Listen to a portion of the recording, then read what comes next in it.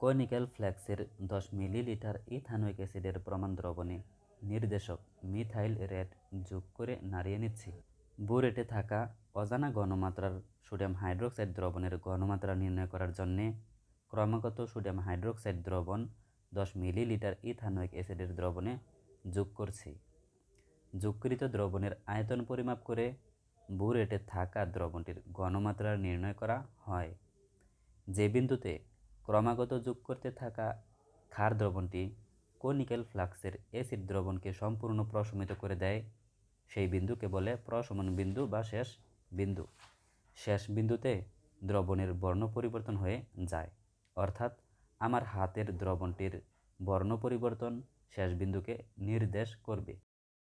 Colour change হয়ে গিয়েছে, অর্থাৎ কনিক্যাল ফ্লাক্সের প্রমাণ দ্রবণের নির্দিষ্ট আয়তনের সাথে বুরেটের অজানা ঘনমাত্রার কত আয়তন বা পরিমাণ বিক্রিয়া করতে পারে তা উপযুক্ত নির্দেশকের উপস্থিতিতে নির্ণয় করাকে টাইট্রেশন বলে।